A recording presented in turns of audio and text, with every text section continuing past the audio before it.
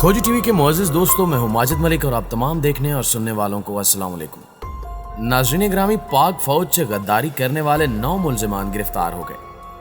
काली भेड़ों को सूली पर लटकाने के मुतालबात जोर पकड़ने लगे हैं। साबिक फौजी ऑफिसर्स ने भारतीय एजेंसी रा को कीमती और हसास मुल्की राज फराहम किए, जिस पर पाक फौज हरकत में आ गई। अदालत में ऐसे इंकिशाफ सामने आए कि हर पाकिस्तानी गमो गुस्से में मुब्तला हो गया।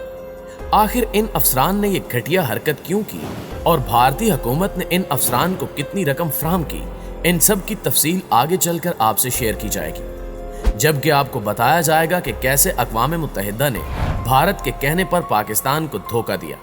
लेकिन मौजू के बाकायदा आगाज से कबल आपसे गुजारिश है कि वीडियो को आखिर तक जरूर देखिएगा, और अगर आप इसी तरह हर लम्हा बदलते हालात से बाखबर रहना चाहते हैं तो हमारे इस चैनल खोजी टीवी को सब्सक्राइब करते हुए साथ मौजूद बेल आइकॉन को भी क्लिक कर दें, ताकि आप रहें हर लम्हा बाखबर। प्यारे दोस्तों, ये बात तो हर पाकिस्तानी जानता ही है कि पाक फौज दीगर इदारों की निस्बत मोतबर और मुकद्दस इदारा समझा जाता है, और इस इदारे का मकसद हर लिहाज से मुल्क को कौम की खिदमत करना है। आंधी आए या तूफान, जंग हो या कोई और मुसीबत, पाक फौज अपने मुल्क और कौम की खिदमत में पेश रहती है।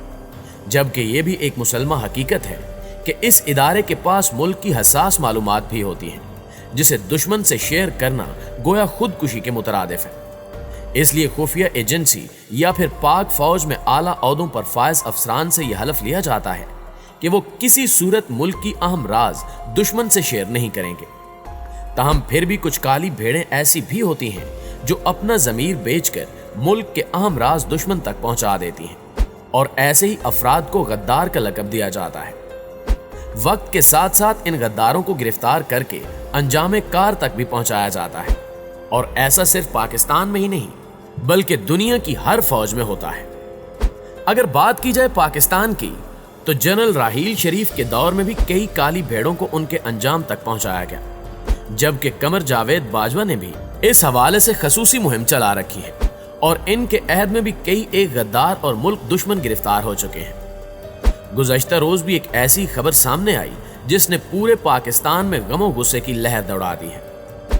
खबर के मुताबिक 9 साबिक फौजी अफसरान ने मुल्क से गद्दारी करते हुए अहम राज दुश्मन तक पहुंचाए, जिस पर इन्हें गिरफ्तार कर लिया गया। ताज़ा तरीन इत्तलात यह हैं कि गैर मुल्की खुफिया एजेंसी को हसास मालूमात लीक करने पर साबिक फौजी अफसर समेत 9 मुल्ज़िमान को गिरफ्तार किया गया। Retired lieutenant colonel Irfan Hameed Kayani और दीगर एक मुल्ज़िमान ने गिरफ्तारी के बाद जमानत के लिए अदालत में दरखास्त दायर की, जिस पर वफाक ने अदालत से आन कैमरा समात की दरखास्त की, तो इंकिशाफ हुआ कि यह हसास मालूमात गैर मुल्की खुफिया एजेंसी को फ्राहम करने का मामला है।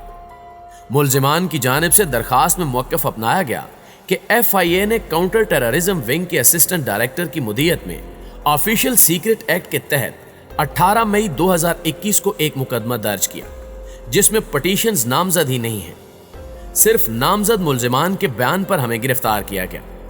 दरखास्त गुजार का कहना है कि मेरी उम्र 69 बरस है, हम 5 नस्लों से पाक फौज में खिदमात सरंजाम दे रहे हैं। हमारे घर पर छापा मारकर इलेक्ट्रॉनिक डिवाइसेस समेत 39 चीजें सिक्योरिटी इदारों ने अपने कब्जे में ले ली।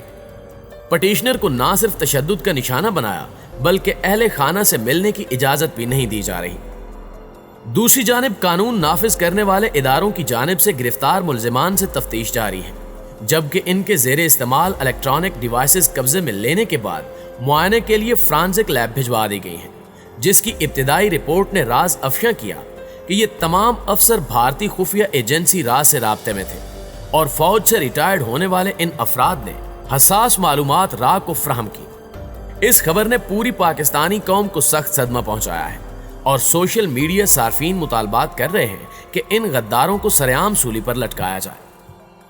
नाज़रीन ग्रामी, दूसरी जानिब एक और अहम खबर यह है कि गुज़श्ता रोज army chief general Qamar Javed Bajwa ने ब्लोच रेजिमेंटल सेंटर एबटाबाद का दौरा किया और यादगार शहदा पर फूल चढ़ाए। ISPR के मुताबिक ब्लोच रेजिमेंटल सेंटर आमद पर colonel commandant lieutenant general Azhar Abbas ने आर्मी चीफ का इस्तकबाल किया।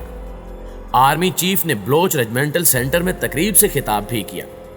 खिताब में आर्मी चीफ ने ब्लोच रेजिमेंटल सेंटर के पेशा वराना मयार और खिदमात को सराहा انہوں نے کہا کہ تمام کمانڈرز اپنی پیشہ ورانہ ذمہ داریاں بخوبی انجام دیں اور کمانڈرز نئے چیلنجز کا مقابلہ کرنے کے لیے ہر وقت تیار ہیں۔ دراصل اس دورے کو ہر لحاظ سے خاصی اہمیت دی جا رہی ہے اور اس دورے کا مقصد فوج کو آنے والے خطرات سے آگاہی دینا ہے، کیونکہ افغانستان کی صورتحال اور بارڈر پر جاری بھارتی کشیدگی پاکستان کے لیے بڑے مسائل پیدا کر سکتی ہے۔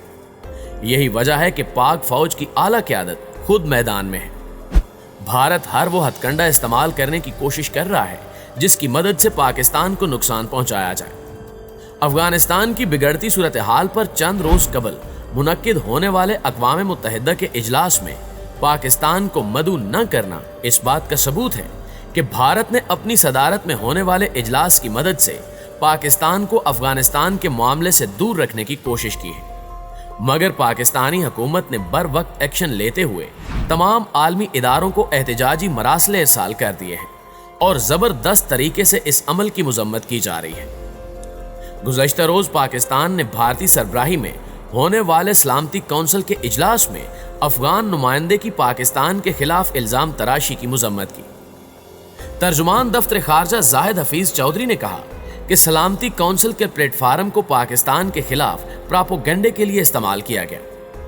پاکستان کے اقوام متحدہ میں مستقل مندوب منیر اکرم نے سلامتی کونسل کے صدر کے نام خط میں احتجاج ریکارڈ کراتے ہوئے کہا کہ افغان نمائندے کے الزامات کا جواب دینے سے محروم رکھ کر پاکستان کے ساتھ ناانصافی کی گئی ہے۔ دوستو، سلامتی کونسل اقوام متحدہ کے 5 بنیادی اداروں میں سے ایک اور سب سے طاقتور ادارہ سمجھا جاتا ہے۔ کسی مسلح تنازع کے لیے امن دستوں کی تعیناتی، کسی ریاست پر تجارتی، مالیاتی یا دفاعی پابندیاں لگانا اور ہٹانا، سلامتی کونسل کی ہدایات کو نظر انداز کر کے بین الاقوامی امن کے لیے خطرہ بننے والی ریاست کے خلاف جنگ جوئی جیسے فیصلے سلامتی کونسل کے 5 مستقل اور 10 غیر مستقل اراکین کے اکثریتی ووٹ سے ہوتے ہیں۔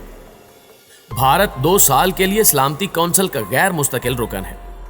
سلامتی کونسل کے ضابطے کے تحت ہر ماہ صدر کا عہدہ کسی دوسرے ملک کو دیا جاتا ہے۔ یوں پورا سال سلامتی کونسل کے صدور ماہانہ بنیاد پر تبدیل ہوتے رہتے ہیں۔ پاکستان اس امر کا احترام کرتا ہے کہ بھارت سلامتی کونسل کا صدر ہے۔ یہ پاکستان کی جانب سے بین الاقوامی ضابطوں کی پابندی اور احسن طرز عمل کی علامت ہے۔ سلامتی کونسل کی صدارت سنبھالتے ہی بھارتی مندوب کو کئی طرح کے اختیارات حاصل ہو گئے ہیں۔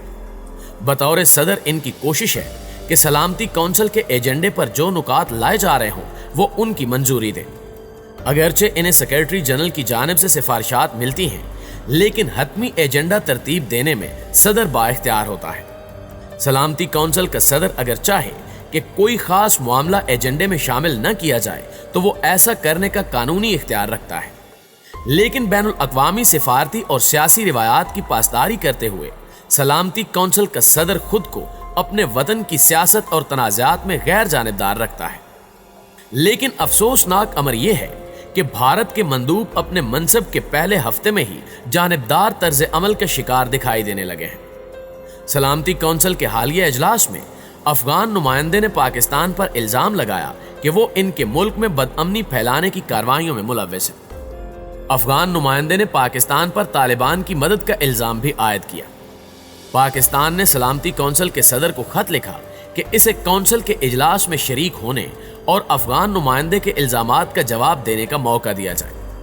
پاکستان نے اپنے اوپر لگے الزامات کا جواب دینے کے لیے جو طریقہ کار اختیار کیا وہ اقوام متحدہ کے اصولوں اور روایات کے عین مطابق تھا، لیکن سلامتی کونسل کے صدر بھارتی نمائندے نے اس درخواست کو مسترد کر کے افغانستان کو موقع دیا کہ وہ پاکستان کے خلاف بے بنیاد اور یک طرفہ الزامات کا سلسلہ جاری رکھے۔ اب دیکھنا یہ ہے کہ پاکستان کے رد عمل کے بعد کیا فیصلہ کیا جائے گا۔ جی تو معزز دوستو، ویڈیو کے حوالے سے آپ کچھ کہنا چاہتے ہیں تو کمنٹ سیکشن میں ہمارے ساتھ شیئر ضرور کیجیے گا۔ انشاءاللہ آپ سے ملاقات ہوتی ہے اگلی ویڈیو میں، تب تک اپنا اور اپنے پیاروں کا ڈھیر سارا خیال رکھیے گا۔ اللہ نگہبان۔